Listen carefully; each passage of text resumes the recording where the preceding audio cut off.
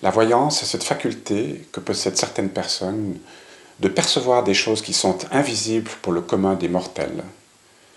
De quoi provient cette faculté? Pour comprendre ce qu'est la voyance, il faut être conscient que ce qui voit en nous, ce ne sont ni nos yeux, ni notre cerveau, mais l'esprit immatériel qui est incarné dans le corps physique. Nos yeux perçoivent la réalité extérieure à l'aide de cellules spécialisées. Certaines cellules perçoivent les couleurs, d'autres les tonalités, d'autres les formes horizontales ou verticales. Et toutes ces informations fragmentées sont ensuite envoyées au cerveau qui les arrange pour former une image de ce qui a été perçu. Le centre cérébral où se trouve cette image est connu, mais ce qui n'a pas encore été découvert, c'est qui regarde cette image, quelle partie du cerveau regarde cette image. Le spectateur de l'image n'est pas dans le cerveau, il est à l'extérieur du cerveau, c'est l'esprit immatériel qui utilise le cerveau comme instrument. L'esprit voit donc son entourage avec les yeux terrestres, ce qui est normal puisqu'il y a affinité de genre, identité de genre entre ce qui perçoit et ce qui est perçu.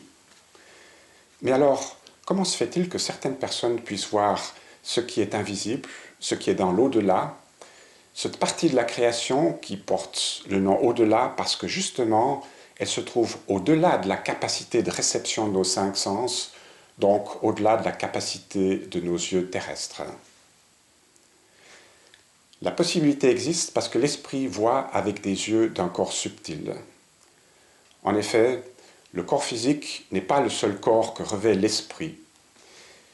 L'esprit provient du plan spirituel et lorsqu'il veut venir sur le plan terrestre, il doit d'abord traverser tous les différents plans de l'au-delà avant d'arriver ici sur Terre. Mais à cause de la différence de genre entre ces plans de l'au-delà et son genre à lui, il est obligé de revêtir une enveloppe ou un corps qui est fait avec les matériaux de ce plan et qui lui permettent de percevoir ce plan et d'agir à l'intérieur de lui. Ce corps a donc des yeux. Lorsque l'esprit descend dans un plan inférieur à celui où il se trouvait, il n'enlève pas le corps qu'il avait revêtu précédemment, mais il en rajoute un du même genre que le plan dans lequel il entre.